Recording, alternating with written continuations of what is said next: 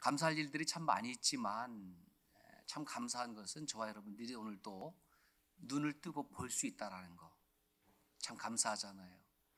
만약에 볼 수 없었다고 하면 이 아침에 예배당에 나오는 것은 상당히 어려웠을 것이고 또 못 나오시는 분도 있을 것입니다. 우리 교우들 가운데는 지금 걷지 못해서 예배당에 나오고 싶지만 나오지 못한 성도님들도 있습니다. 어찌되었든 많은 건강이 필요하지만 그 가운데에 볼 수 있다는 것은 참 감사한 일이고, 더 감사한 일은 보되 지속적으로 볼 수 있다는 거예요. 그렇죠? 우리가 살아가면서 때로는 실명하는 분도 보게 되는 거예요. 얼마나 그 마음이 안타까울까.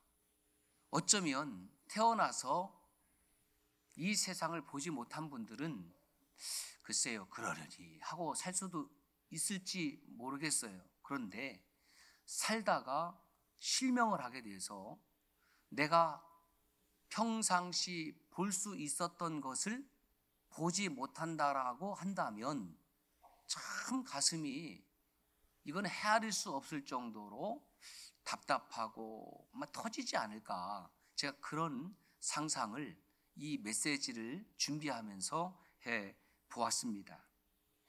두 맹인이 있었습니다.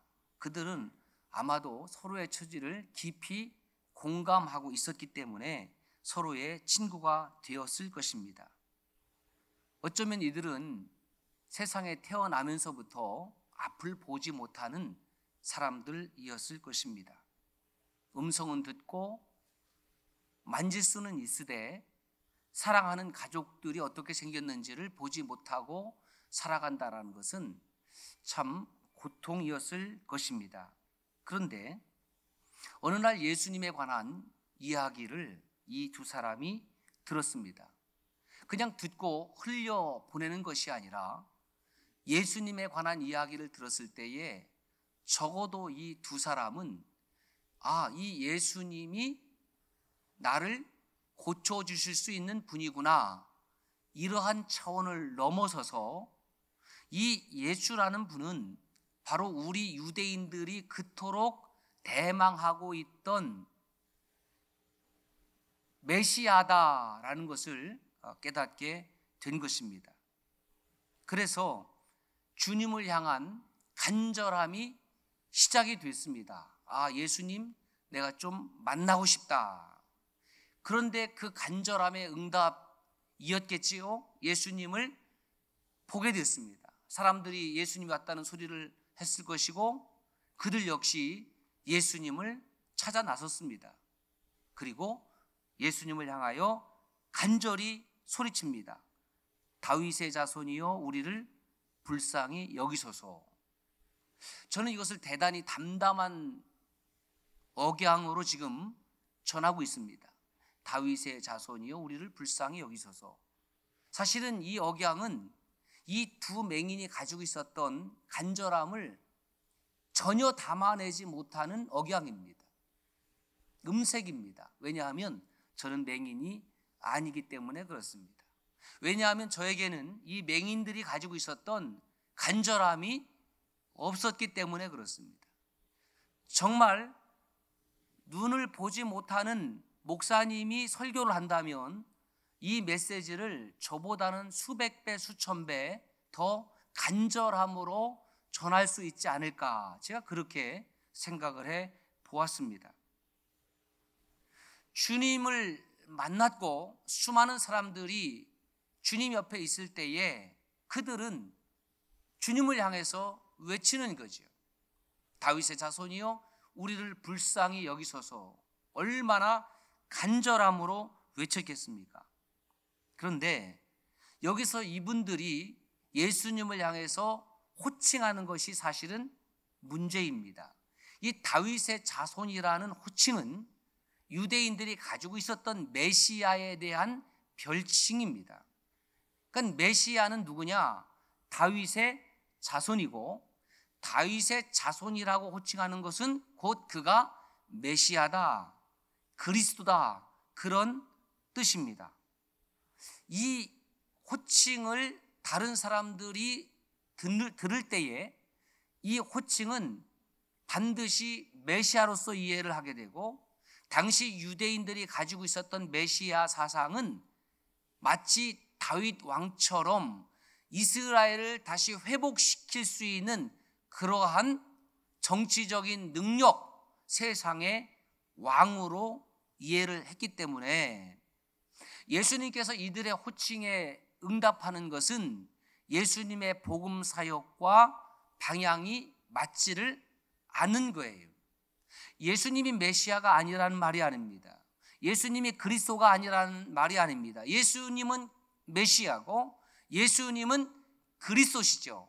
그런데 이 두 맹인이 호칭하는 것을 지금 예수님은 그대로 반응을 할 수 없는 지금 상황이라는 것입니다. 이 두 맹인은 예수를 다윗의 줄기, 다윗의 가지에서 나온 메시아라고 인정하고 있습니다. 유대인들의 이 메시아 사상은 이사야서에 많이 나오고 있는데, 이사야서 35장 5절에 보면 메시아가 도래하면 소경의 눈이 밝을 것이고 귀머거리의 귀가 열릴 것이며 라는 말씀이 있습니다. 맹인이 아닌 사람에게는, 그리고 잘 들을 수 있는 사람에게는 이 구절이 그저 평범한 구절로 스쳐 지나갈 수 있지만, 이 구절이 맹인의 귀에 들려지게 되고, 귀는 듣지 못하지만 눈으로 이 말씀을 읽게 될 때에 맹인이나 귀 머거리들은, 듣지 못하는 이 청각 장애인들은 이 구절을 보고 듣고 눈이 번쩍 뜨이고 귀가 열릴 정도의 메시지라는 거예요. 아, 우리가 지금은 보지 못하고 내가 지금은 듣지 못하지만은 메시아가 임하면 나도 보게 되는구나. 메시아가 임하면 나도 듣게 되는구나. 그러한 설레임이 있고 그러한 기다림과 기대감이 있다라는 거예요. 어린아이들이 놀이터에서 놀다가 투닥투닥 싸우는데 한 아이가 좀 힘이 밀려서 이제 몇 대 얻어맞았어요. 그런데 어린아이가 기다리는 거예요. 누구를 기다리느냐? 자기 형을 기다리는 거예요. 왜? 형아가 오면은 내가 얻어맞은 거 때려줄 테니까. 여러분 어렸을 때는 한번 기억을 더듬어 보면 동생이 어디 가서 주워 맞고 와갖고 알았어, 내가 가서 때려줄 거예요. 그렇게 한 형도 아마 있을 거예요. 그러면 형이 오기를 기다리는 것처럼 이들은 메시아에 대한 간절한 그 대망이 누구보다도 강했던 사람인 것을 우리가 추정해 볼 수가 있습니다. 여러분, 우리 장애를 가지신 분들은 장애를 갖지 않은 분들보다 여러 가지 면에서 더 예민하고 발달된 것도 있습니다. 눈으로 보지 못하시는 분들은 우리처럼 눈으로 보는 사람들보다 훨씬 더 촉각이라든가 청각이라든가 이런 것이 더 예민하다고 합니다. 어쩌면 이 두 맹인은 다른 유대인들보다 더 깊은 메시아 대망 사상을 가지고 있었고, 육신의 눈으로 볼 수 없는 영적인 세상, 영적인 세계, 영적인 빛을 볼 수 있었던 사람들이었습니다. 당시 팔레스틴 지방은 지금도 마찬가지예요. 부는 바람이 동풍이 있습니다.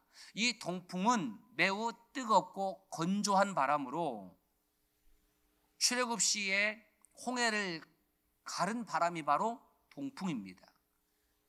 요나가 불평했을 때에 그 박넝쿨이 마르잖아요. 그 마르게 한 바람이 바로 동풍입니다. 이 동풍 때문에 이 팔레스타인은 사람들이 살기 쉬운 지역이 아니에요. 거기다가 바람이 부니까 먼지를 날리는데 먼지 정도가 아니라 그 지역이 주로 석회암 지역이에요. 그러니까 그 석회암 가루들이 섞이게 돼서 안질 환자가 많이 발생을 하는 거예요. 아마 그런 차원에서 바울도 안지를 아마 앓고 있지 않았을까. 그쪽 지역 출신이니까 그렇게 추정해 볼 수가 있습니다. 어쨌든 석회암 지역이기 때문에 물을 그냥 마신다는 것은 쉽지 않습니다. 그래서 포도주 경작이 발달이 된 겁니다. 자, 앞이 안 보이는 사람들이 예수님을 따라가면서 지금 줄기차게 외칩니다. 다윗의 자손이여 우리를 불쌍히 여기소서. 이 얼마나 간절한 외침일까. 여러분, 이 두 맹인이 결국은 예수님으로 인해서 눈을 뜨게 되었습니다. 그 눈을 뜨게 된 출발점, 그 시작점이 어디 있느냐? 바로 간절함이었다라는 거예요. 간절함. 여러분, 우리가 오늘 신앙생활하면서 잃고 있는 것이 있다면 주님을 향한 간절함이죠. 예배를 향한 간절함이죠. 위드 코로나 시대를 살아가면서 저는 코로나가 가져다준 여러 가지 불편도 있고 또 원망이 되는 것도 있고 짜증나는 것도 있지만은 신앙의 세계에서는 이 예배의 자리를 사모하게 되어 있고 또 찬송의 자리를 사모하게 되는 이 간절함을 회복시킬 수 있는 그런 기회가 되기를 바랍니다. 한 번 한 번의 예배가 얼마나 소중한지, 어떻게 또 다른 확진자가 무더기로 나와서 우리 청주 지역에서 또 예배가 온라인으로만 진행될지 앞날을 알 수 없는 상황에서 우리가 이렇게 예배를 드리는 이 시간은 너무나 행복하고 감사한 시간이고, 한 번 한 번 예배를 사모하는 것은 우리의 영혼을 새롭게 회복시키는 시간이라고 저는 그렇게 믿습니다. 여러분, 우리가 예배를 통해서 하나님의 은혜를 받기를 원합니다. 그러면 하나님은 어떤 분이시냐? 은혜와 복을 주시는 분이시지요. 저는 절대적으로 믿습니다. 그러면 얼마큼 은혜와 복을 주시느냐? 우리가 간절히 사모하는 만큼 아니겠습니까? 우리가 준비한 만큼 아니겠습니까? 아무리 하나님의 은혜를 받고 싶어도 내가 준비한 그릇이 이 작은 컵 정도라고 한다고 하면 이 컵이 다 채워진 다음에 나머지 은혜는 밖으로 흘러 넘쳐버리고 끝나는 거예요. 그러나 커다란 양동이를 준비했다 그러면 그만큼의 은혜를 채워갈 수 있는 것 아니냐라는 거예요. 하나님은 은혜를 주시기를 원하시고 복을 주시기를 원하실 때에 우리가 하나님을 향한 간절함으로 나오지 못했다고 하면 먼저 기도할 것은 뭐냐? 하나님을 향한 간절함이 회복되게 해주십시오. 저는 이것이 신앙의 회복이라고 생각합니다. 찬양 중에 이런 찬양이 있습니다. 주께 가까이 날 이끄소서. 간절히 주님만을 원합니다. 채워주소서. 주의 사랑을 진정한 찬양 드릴 수 있도록. 목마른 나의 영혼 주를 부르니 나의 맘 만져주소서. 주님만을 원합니다. 더 원합니다. 나의 맘 만져주소서. 여러분, 우리가 이 세상을 살아가면서 먹을 것, 입을 것, 쓸 것 다 필요하지요. 그것을 채워달라고 우리가 얼마나 기도합니까? 저는 기도해야 된다고 생각을 해요. 그런데 그에 앞서서 그의 나라와 그의 의를 구하는 기도라는 것은 무엇이냐면 주님만을 원합니다. 더 원합니다. 나의 마음 만져주십시오. 주님을 내게 채워주십시오. 주님의 믿음을 내게 주십시오. 주의 영으로 내게 충만케 해주십시오. 저는 그 기도가 먼저 그의 나라와 의를 구하는 기도라고 생각을 합니다. 두 소경은 예수님을 따라오면서 끊임없이 소리쳤습니다.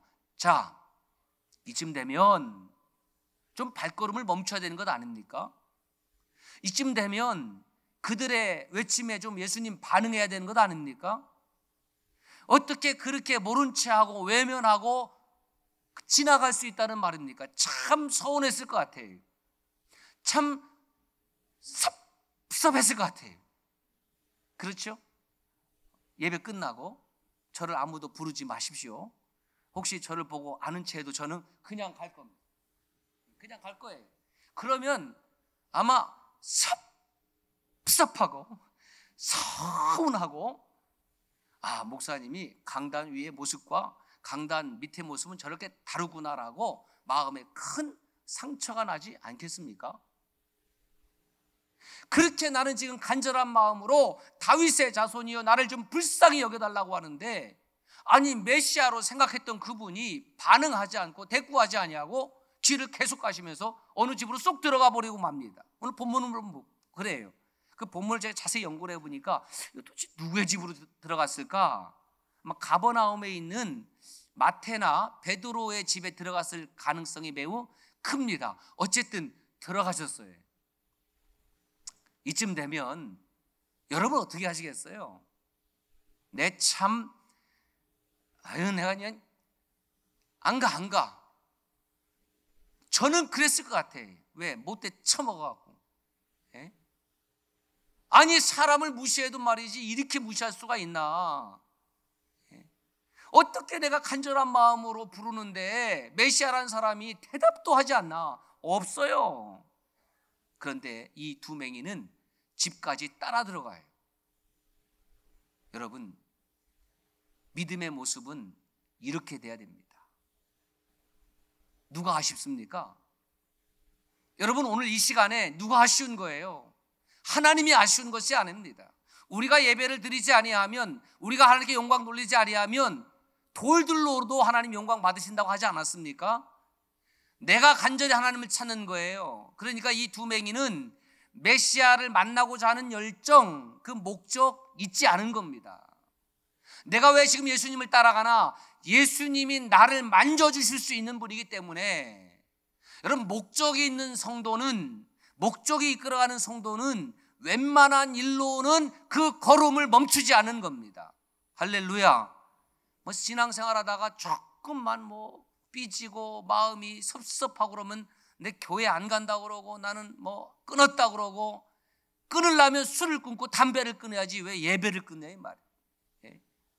여러분, 평생 동안 주님이 길을 가실 때에 그 십자가의 길을, 그 믿음의 길을 저와 여러분들이 중단하지 아니하고 쫓아갈 수 있길 주의 이름으로 축복합니다.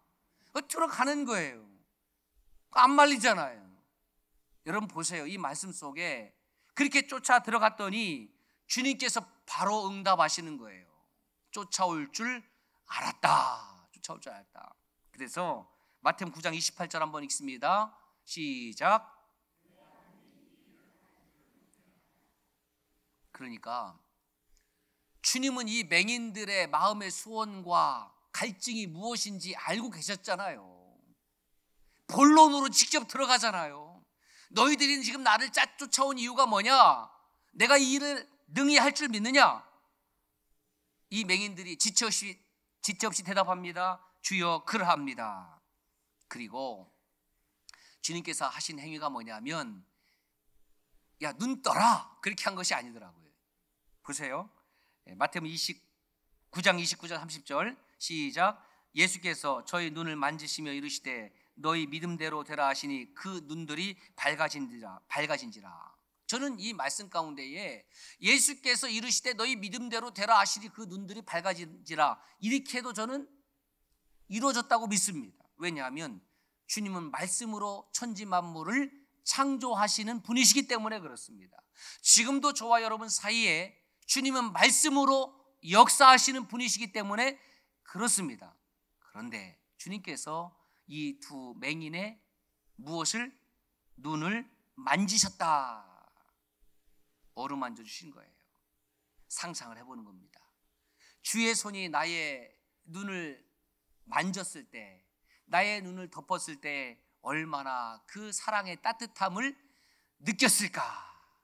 여러분, 이 예배를 통해서 여러분의 눈과 여러분의 영을 만져주시는 주님의 손길을 느낄 수 있기를 주의 이름으로 축복합니다. 야, 정말 주님의 그 사랑의 손길을 경험한 거예요. 얼마나 따뜻했을까? 성경에는 기록하고 있지 않지만 그렇게 냉정하리만큼 가던 주님이 집안에 따라갔더니 그곳에서 눈을 만져주실 때에 눈물 나지 않았을까요? 예? 눈물 났을 것 같아. 그렇죠? 참 눈물 났을 것 같아. 참 감격스러웠을 것 같아. 그리고 내가 그토록 기다리던 메시아의 입에서 선포되는 말씀이 너희 믿음대로 되라 하시니, 그 말씀이 선포되고 나자 그들은 눈을 뜨게 되었습니다. 여러분, 이 두 맹인이 가지고 있었던 그런 믿음이 무엇이냐? 메시아에 대한 믿음이 있었고요. 예수 그리스도가 메시아라는 믿음이 있었고요. 그리고 그 메시아를 나는 끝까지 따라간다라는 믿음이 있었습니다. 헬라 성경을 찾아보니까 너희 믿음대로 되라가 이렇게 되어 있습니다. 카타텐 피스틴 휘몬 이렇게 되어 있어요. 영어는 according to your faith will it be done to you 이렇게 되어 있습니다. 카타텐 피스틴 그건 믿음을 따라서 이런 뜻입니다. 제가 왜 이 원어를 말씀드리고 영어를 말씀드리냐면 이 믿음대로 되라라는 이 메시지를 적지 않은 분들이 오해를 합니다. 무슨 말이냐면 믿음대로 되라는 말을 우리의 믿음과 비례해서라고 이해를 한다라는 거예요. 여러분, 내가 고침받고자 한다라는 믿음이 있다고 해서 그 믿음이 나를 고치는 것이 아니에요. 무슨 뜻이냐? 사람들은 어떤 문제가 발생을 하면 그 문제가 해결되기를 원하는 소망이 있습니다. 그 소망이라고 할 수도 있고 믿음도 있는 거예요. 잘 될 거야. 여러분, 이러한 믿음으로 이 맹인들이 고침받은 것이 아니고요. 이 맹인들의 믿음대로라는 것은 무엇을 말하냐면 예수님이 메시아라는 믿음을 말하는 거예요. 그러니까 단순히 내가 어떤 소망을 가지고 되고 싶은 것, 되어질 일에 대한 믿음이 있으면 되어지고 이루어진다라는 것이 아니라는 거예요. 그래서 저에게 만약에 이 구절을 해석하라고 하면 저는 너희 믿음대로 되리라 이것보다는 너희 믿음을 따라서 또는 예수의 믿음을 따라서 이루어지게 될 것이다 이렇게 표현하면 더 선명하게 이해하게 되지 않겠는가. 여러분, 맹인들은 분명 예수님에 대한 믿음이 있었습니다. 그리고 그들이 소유한 믿음 자체로 자기들의 눈을 뜨게 할 수 있다는 것이 아니고 예수의 능력이 내게 임할 때에 자기들의 문제가 해결된다라는 것을 믿었다라는 것입니다. 여러분, 그렇습니다. 능력과 은혜는 오직 주님께로부터 나오는 것입니다. 결국 이 두 맹인이 가지고 있었던 것은 메시아에 대한 자기들의 작은 믿음의 관을 가지고 있었고 그 믿음의 관이 예수 그리스도와 컨택트 되었을 때에 이 세상에서 얻을 수 없고 이 세상에서 도무지 일어날 수 없는 눈을 다시 보게 되는 역사를 경험하게 되었습니다. 보세요. 동시대에 소경된 자가 이 사람들 뿐이겠습니까? 동시대에 질병에 걸린 사람들이 얼마나 많이 있겠습니까? 동시대에 귀신에 사로잡힌 사람들이 얼마나 많이 있겠습니까? 그들이 일시적으로 다 고침받았습니까? 주님은 그렇게 하지 않았습니다. 왜요? 주님은 인격적인 하나님이시기 때문에 그렇습니다. 여러분, 인격적이라는 말은 하나님과 우리 사이에 영적인 교제가 있기를 원한다라는 거예요. 우상에게 제물을 바치듯이 소나 돼지를 잡아서 제단에 드린 다음에 신이여 이거 받으십시오라고 돌아가는 그런 신앙의 체계가 아니라 하나님은 오늘도 저와 여러분 가운데에 임재하셔서 끊임없이 영적으로 교제하시고 영적으로 나누시고 영적으로 말씀하기를 원하신다라는 거예요. 이러한 영적인 교제가 없는 믿음이라는 것은 결국은 마술과 같은 것입니다. 아이들 동화책을 보면 따뜻한 세상이 어떤 마술사에서 갑자기 얼음 세상으로 변하기도 합니다. 멋있고 잘생긴 왕자가 어느 순간에 마술사의 손에 의해서 개구리로 변하기도 합니다. 그런 마술사에게 어떤 인격적인 교제를 원하는 사람은 없습니다. 다 도망가지요. 다 공포에 떨지요. 우리 주님은 마술사가 아닙니다. 보지 못하는 사람을 눈을 뜨게 했다고 해서 마술사처럼 생각하면 안 된다라는 거예요. 주님이 이 두 맹인과 하기를 원했던 것은 인격적인 만남이에요. 그 인격적인 만남 속에, 그래서 그 어루만짐 속에 결국 이들의 소원도 응답되어지고 소원뿐만이 아니라 자기들이 가지고 있었던 예수 그리스도가 메시아라는 믿음을 확인받게 되었다라는 거예요. 사랑하는 여러분, 우리가 주님을 믿고 섬기면서 궁극적으로 확인받게 되는 날이 이르게 될 것입니다. 어디에서? 하나님 앞에서. 하나님 앞에 서게 될 때에 내가 그토록 섬기고 사모하고 사랑하고 나를 그렇게 인도하고 은혜 주셨던 그 하나님을 만났을 때에 그 자리는 예수 그리스도가 바로 창조주 하나님이시구나라는 사실을 확인받게 될 것입니다. 그 큰 기쁨이 저와 여러분의 기쁨이 되기를 주의 이름으로 축복합니다. 이 두 맹인은 자기들이 가지고 있었던 메시아 사상, 메시아에 대한 믿음을 완전히 확인받게 되었습니다. 두 맹인이 고침받은 것은 돈도 명예도 권력도 아닌 메시아에 대한 믿음, 곧 예수 그리스도를 향한 믿음이었습니다. 그렇습니다. 여러분, 참된 믿음이라는 것은 불가능한 것에 초점을 두는 것이 아니라 가능한 것에 초점을 맞추는 것입니다. 믿음의 사람들은 문제를 바라보는 것이 아니라 그 문제를 해결해 주시는 예수 그리스도께 초점을 맞추는 것이에요. 그러므로 믿음이 있는 사람은 하나님, 제게 평탄한 길을 주십시오라고 기도할 수도 있지만, 하나님, 제게 예수의 믿음을 주셔서 주님 동행해 주셔서 평탄한 길이 아닐지라도 그 길을 평탄케 하고 태산이 가로막는다 할지라도 그것을 뛰어넘고 정복할 수 있도록 도와주세요. 이것이 저는 진정한 예수의 믿음이라고 생각을 합니다. 예수의 믿음을 가지고 있는 사람은 그러므로 이 세상이 고난을 주고 아픔을 주고 상처를 준다 할지라도 그 믿음의 행진을 절대로 멈추지 않습니다. 왜냐하면 내가 바라보는 예수님을 지금 쫓아가고 있기 때문에 그렇습니다. 어떤 어려움이 닥치더라도 나는 하나님을 신뢰할 것입니다. 어떤 문제가 발생한다 할지라도 나는 여전히 하나님의 은혜와 긍휼을 구할 것입니다. 오늘 내 삶의 모습은 어떤 모습입니까? 그것은 지나간 시간의 결과로 축적된 모습입니다. 그렇다고 하면 다가올 저와 여러분의 미래의 모습이라는 것도 현재 우리가 믿음으로 반응하고 예수의 믿음으로 쫓아가는 그 삶이 축적이 되어서 미래의 모습으로 드러나게 될 것입니다.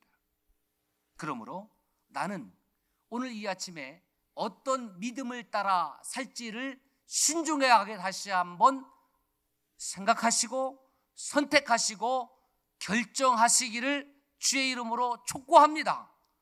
나는 무엇을 따라 살 것인가? 우리가 하나님을 믿고 신뢰하고 믿음의 씨앗을 뿌리는 삶을 살아간다면 언젠가는 풍성한 믿음의 열매를 거두게 될 것입니다. 짧은 시간 안에 일어났지만 포기하지 아니하고 낙담하지 아니하고 절망하지 아니하고 삐지지 아니하고 섭섭해하지 아니하고 주님을 끝까지 쫓아갔을 때에 풍성한 삶이 주어졌던 것처럼 저와 여러분에게 그러한 믿음의 삶이 일어나기를 주의 이름으로 축원합니다. 매일 내 생각이나 고집을 따라 사는 삶이 아니라 예수의 믿음을 따라 나서십시오. 그러면 내 믿음은 예수의 믿음과 만나게 될 것입니다. 그 예수의 믿음이 내 안에 놀라운 회복과 기적을 가져올 것입니다. 예수의 믿음을 따라서 땡땡땡